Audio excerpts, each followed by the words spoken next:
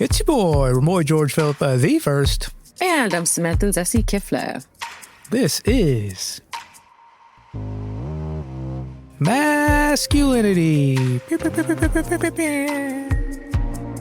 The show that investigates the performance of masculinity in the world today, and you know we spell it with a hard K. Samantha. Yes, Remoy George Philip, the one and only first. Mm-hmm. Okay, well, we're talking to each other through a kind of virtual meeting thing, correct? Yeah, like a Google virtual meeting thing. Okay. Well, yeah, I'm assuming in your, day-to-day big tech work life, you're on like virtual meetings like, these. Some of them maybe Google, Zoom, or maybe whatever the crazy Microsoft heads are out here on, no? I hate me some Microsoft Teams with a passion. You're the worst, bro. Like the worst. Like if I have a client or if I have some meeting that's on Microsoft Teams, or like we're going to do Microsoft Teams, I'm like, no, I'm not going to do that. Sorry. You failed the test. Should have picked Zoom. Anyways, at times, not on Microsoft Teams, but whatever you're on, I presume in those meetings you're, being as verbose as you are here, right? You mean I'm talking? Yeah, exactly. I mean, to be real with you, not if I can help it, but again, like on occasion. I hear you. Sometimes those meetings are, whatever. But yeah, most times. I hope there's at least like other women in those calls and that they're at least talking. You know what? They are. And good on them. They are. Yeah, good for them. Hell yeah. Thank God. Okay, well, what if I told you that those calls, specifically the ones that are like being recorded, or maybe there's some like digital AI assistant thing taking notes, all that tech that's working in the background is biased against you and your female colleagues. You know what? Things that no longer surprise me for $300. Mm-hmm. You know what I mean? Okay. And the real rub is that, though, in the long run, the way you and other women talk, it'll actually cost you like real dollars and cents. Wow. Patriarchy costing women yet again. Okay. Lastly, what if I told you that the way that this was, kind of all discovered was actually through what we're doing right now, podcasts. Oh, my God. I mean, I'd say I'm intrigued, even though they're using our words against us. But okay, yeah. Please tell me more. Maybe not. For us in the long run, you'll see. Grad student Maria Teleki and her colleagues did extensive research using one of the biggest data sets of spoken language. They accessed over 10,000 hours of podcast to come to a very particular finding. The way women talk, especially when machines are listening, can cost them dollars and cents, not to mention even professionally. Here's Maria with more. If you adopt the masculine language, you have better performance, better access to economic opportunities. If you use your feminine language, I will have less access to high quality information in areas that can provide me large economic benefits. So in many ways, this is kind of a self-expression imbalance, and it's who is allowed to express themselves. Holy damn, what the hell? Yeah, well, the bots come for us, or at least Samantha and the ladies, right after this quick break. Curious about next-gen men? We're a small part of a much larger movement to undefine masculinity for a brighter future. Our mission is clear: empower the next generation to use their curiosity, empathy, and courage to build a more equitable world. Join the Next Gen Men community as we learn and unlearn together. We're here to support boys and men to break free from limiting stereotypes. We're not just an organization, we're a catalyst for reimagining masculinity and fostering inclusivity. We're here to help open up possibilities for what men and boys can be. Explore the world of Next Gen Men at nextgenmen.ca and join the community to make a difference. Next Gen Men, shaping tomorrow's leaders one step at a time. Join us and help undefine masculinity and empower the next generation of men to lead with empathy and courage. Okay, Samantha. I don't know if I'm ready for the bots to take over, Remoy. In fact, I know I'm not, but you know what? Let's do it. Okay. Let's do it. Well, actually, I think the best place to start is with LLMs. Samantha, I presume you use a large language model here and there, or at least, you see them creeping up into your emails or wherever else you may be working. Well, I try not to use them because, snobbery and also climate change, but I have seen them crop up, yes. Okay, fair. But do you know how an LLM learns? I believe, doesn't it kind of go through data and then use like some sort of like neural technological brain to figure out how we speak? Yeah. Neural machine, neural That's something. the technical way of putting it. But here's Maria explaining it more. What we mean when we say that an LLM or an AI model learns something, we're talking about how they learn patterns in data. So if we want to understand like what signal is an LLM learning, I think a really great way to attack that is to think about what data it was trained on, because that's the signals that it will pick up. So if an LLM is trained on internet data, it's going to learn, I don't know if you've been on the internet, but the internet's crazy. It's going to learn English because it's being exposed to a lot of English data. It's also going to learn people's opinions. If you think about like Reddit and Twitter. And so whenever we think about large language models, we want to think about what is the signal that this thing is learning. Okay, I mean, I love the fact that like ChatGPT is trained on Twitter. That gives me like so much hope. I feel so hopeful for the future. Samantha with the sarcasm today, sure, but yeah. Yeah. I mean, okay, so I hear all of this, right? But isn't that what we're talking about today? Like literally about talking? Like we're talking literally about talking to machines and probably about machines talking to us. No, you're actually right. More the former, not the latter. But this is where Maria's curiosity's perked up too, because if there's patterns in the way people type and write on the internet, then Maria was curious, are there patterns in the way people talk? Especially like gendered ones? That's why the podcasts. Oh, damn. Right. Because that's just like hours and hours and hours of people just talking, like across genders, manospheres and all that things. Like literally just like a treasure trove of free audio data. Exactly. And that was honestly kind of Maria's response too. My advisor had shown it to me and we were just like, that is such a cool data set. The fact that there's like 100,000 Spotify podcasts, we want to do something with that.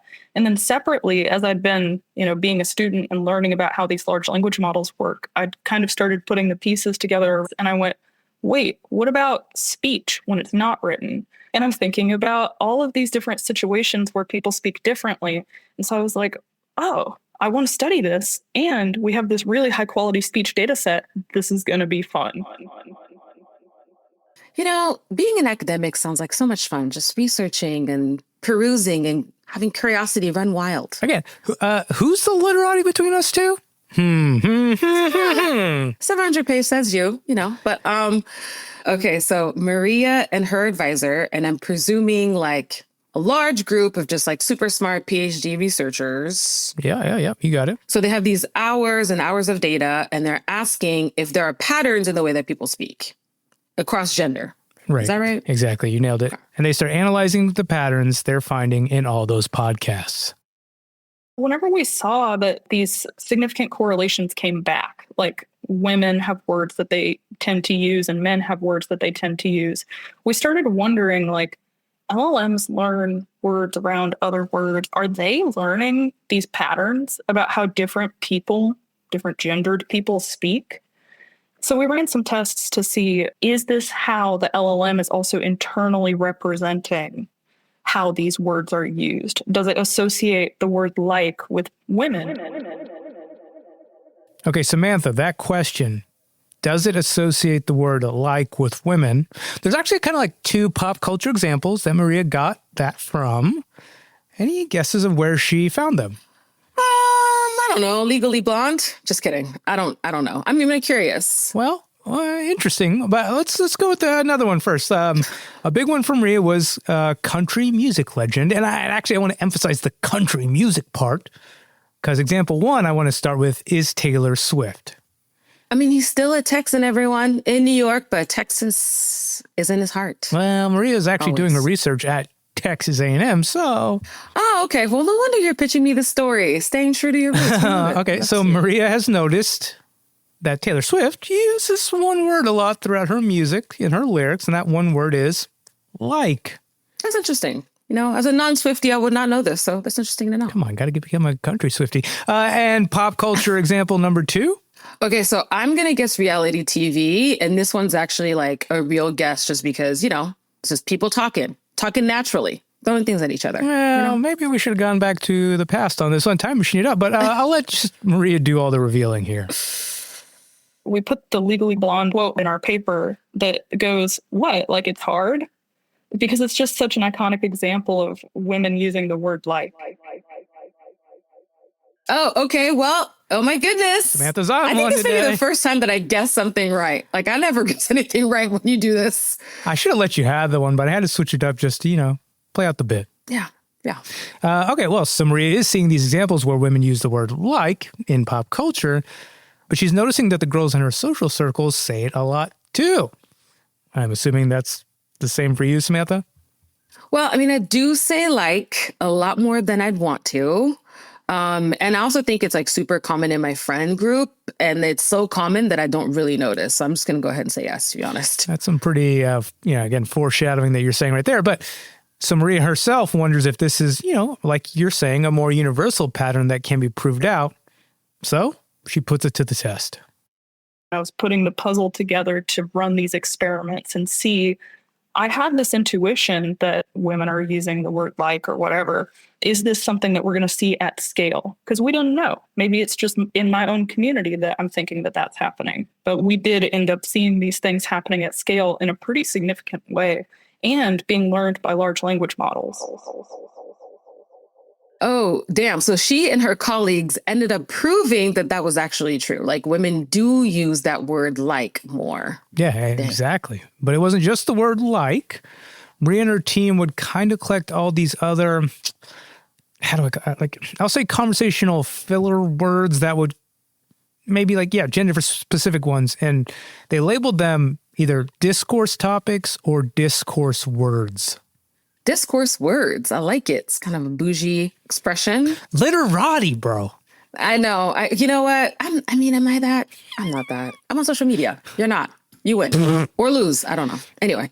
Well, I'll break it down. Actually, let's just let Maria do all the talking from here. Discourse topics aren't really about anything. Like, you can't really put a word on them. So an example of a discourse topic would be going, no, think, get, got, won, really, good. If I give you that word list, you can't really slap a word on it and say, oh, that word list is about yoga or sports or politics. That is a word list of the words in between the words. They're the glue words, the filler words. They serve linking and communicative purposes. Okay, so this term of researchers are starting to really see that these quote-unquote discourse words can be connected into patterns of speech and that they differ across the genders. Be more specific? Well, just this example alone, women use the word like with more prevalence. What about men? Yeah, that's a good question. Some of the discourse words they found had a high prevalence for men were going, really, think, or I think. Oh, okay. I mean, I can kind of see that. I guess that's not a huge revelation, I don't think. I mean, the way we're brought up, women just talk around women in a certain way, right? Men talk around men in a certain way. That's the whole mask thing that we've been talking about. And that's kind of for better or for worse.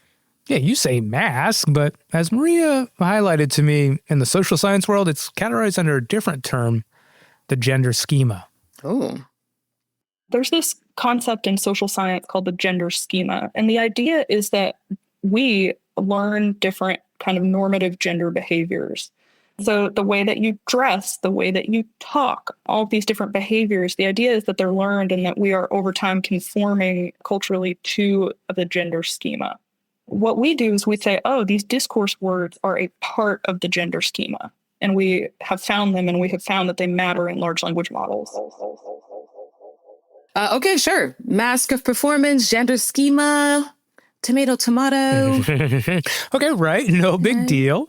We all talk, certain learned ways, but then comes this rub because, yes, we talk the ways we do, but in the long run, that's what the LLM and AIs are learning too. And what they learn can have a huge impact on how they work for us, especially when it comes to gender. Okay. What we found that the masculine discourse words tend to have a more stable internal representation in the large language model than the feminine discourse words. So what that means is if you use masculine discourse words, if you talk like a dude, you're probably going to get better downstream task performance whenever you do that. Versus if you talk like a woman, you're probably going to get worse downstream task performance.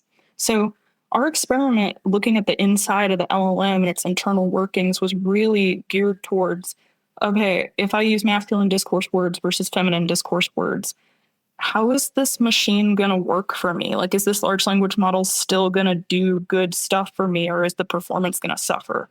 It's kind of this idea of if I say the word like a lot, it can come across as stupid. It's that same type of pattern that's being learned by large language models and inhibiting access to high quality information for women. Wait, what? Yeah, this is super interesting. As you pointed out, yes, there are different ways of speaking within gender, but because the way that LLMs are trained, especially when it comes to high profitability type tasks or work, depending on how you talk to it, you could be limited in the responses you get back. Holy shit. Yeah. That's whack. Yeah, and here's Maria actually spelling it out more in more detail.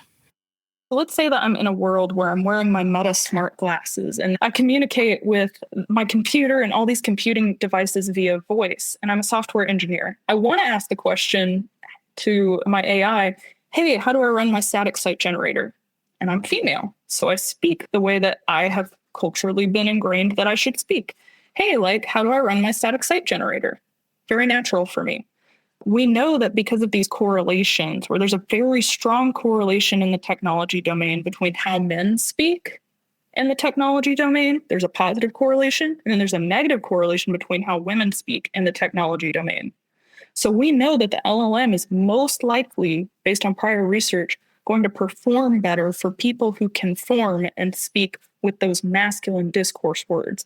So if I use a feminine discourse word, hey, like, how do I run my static site generator? I'm probably going to get worse LLM performance, worse access to information. It's an information access issue than if I spoke like a man.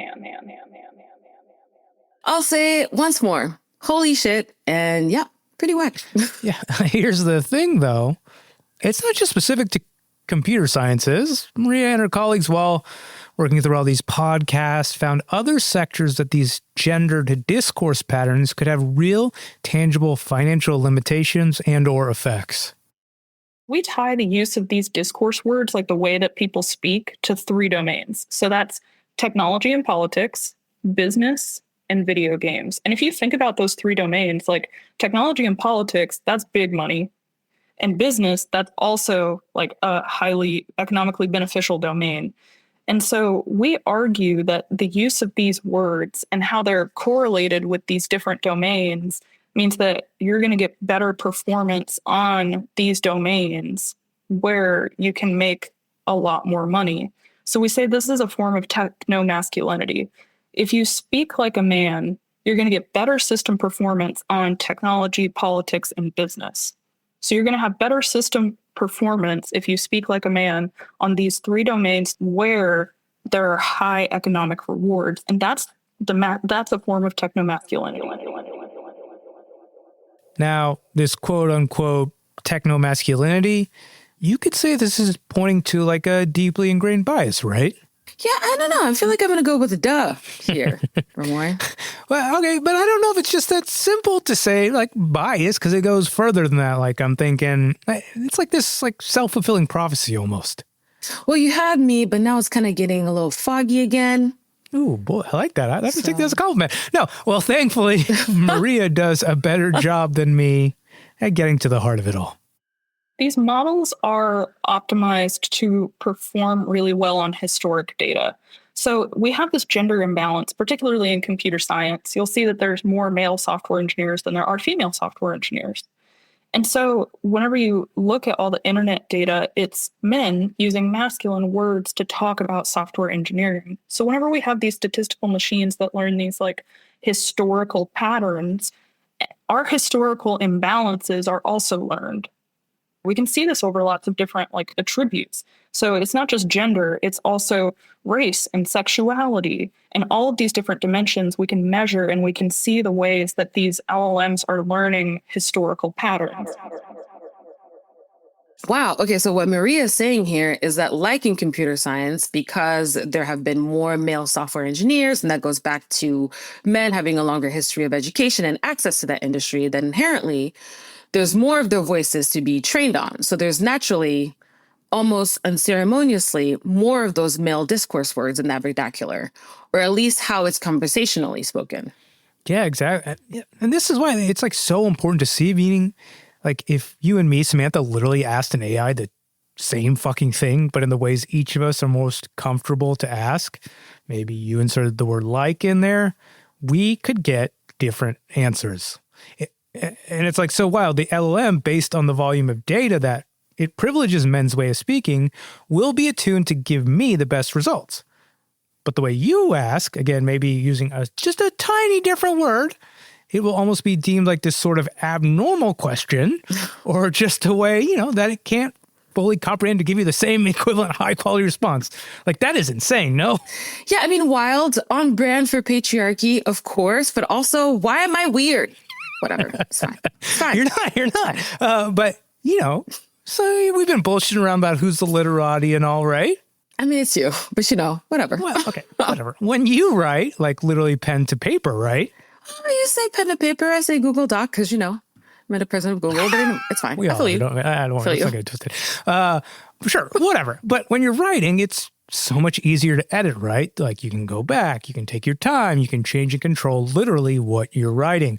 But that's why this is like a little bit more of a challenging, crazier instance or challenge maybe. It's like so hard to have control the way you're talking in real time. Again, those tiny little discourse words, as Maria pointed out, it's those minuscule words that you may say, like you've just learned over years or decades even, but the systems we all use are trained against the way certain people naturally speak. And it's, again, those tiny little discourse words that you're probably saying naturally are what can change everything. It's wild, right? Because it's like, I totally get what you're saying. And I think it goes back to so many different things, like the way that men are conditioned versus the way that women are conditioned. Like, there's a sweet, look at me saying like, while I'm talking about this, the like inherent pausing that women do when they're talking sometimes. Yeah. And I do feel like it goes back to that programming, and that goes beyond kind of the computer piece, right? Just the way that women in general are conditioned versus the way that men are conditioned, that then AI is picking up on and basically feeding back to us, right? Where men are normal, women are abnormal. And that's how the cookie crumbles. Yeah, it's unfortunate that it's kind of reinforcing these said kind of traditions or tropes or conditioning, right? It's, again, that self-fulfilling prophecy that kind of pointed at earlier. But earlier, Maria did clock that these biases aren't just around gender or sex, right? Like it's also around race and sexuality. Totally. Because there can be all these different patterns of language, of how different circles of people speak, these machine systems may not have learned how to best comprehend or interact with all these different patterns of speech to best respond to them. Okay, wait. So going back to gender, this was all along the male-female binary. Were Maria and her team able to make any findings that weren't limited to just that? Oh, it's actually cool that you ask. It's one that Maria was able to give context to. One big limitation on our work is that right now we are limited to the binary gender definition.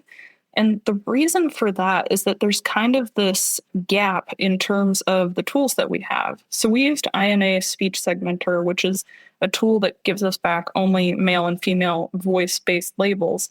But I think that in the future, there is a version of this work where we're able to get back different labels across the gender spectrum and be more representative of different identities. I do think that there are ways that we can extend this framework in the future. Yes, please extend this framework. That's good to hear. Yeah. Maria would say that that's at the heart of this work that she and her colleagues were able to put together. It was like not only to identify this deeply embedded issue, but, to raise that whole, hey, there's a huge problem here so that these problems can start to be corrected. Love the sound of that. Right? It's similar for race and language. Maria is hopeful that these issues now being seen and put out into the open and then be used to de-bias kind of those same language models. Damn, this is such a fascinating little gem of a find. I mean, one that we definitely need to talk about way more, especially when it comes to gender or patriarchy. But techno masculinity or Taylor Swift and tech and gender, it's another just really eye-opening place to see that things are not equal. But there are people out there doing the good work to bring it to light. Exactly. And that's awesome. Yeah, definitely. And as mentioned, Maria may have been the one I got the chance to speak with, but it definitely wasn't just her.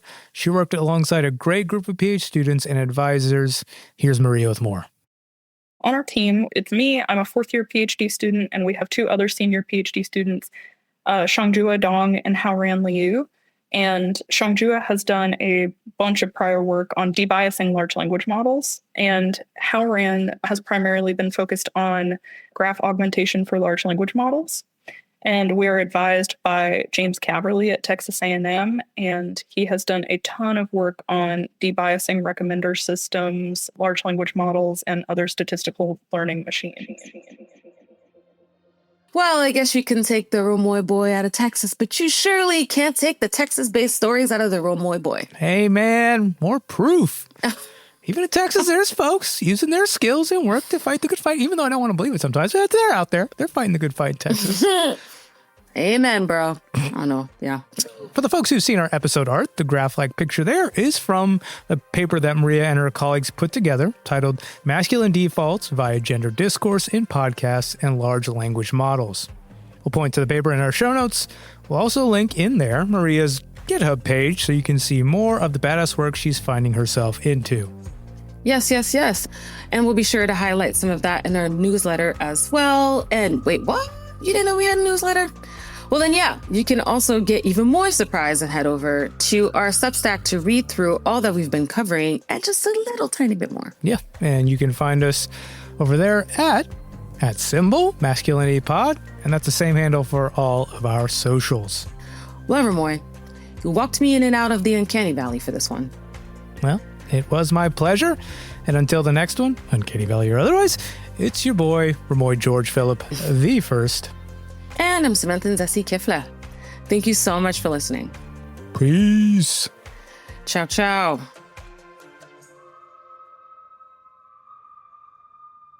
Everyone wants what they're not. I think being an artist and producer person is amazing.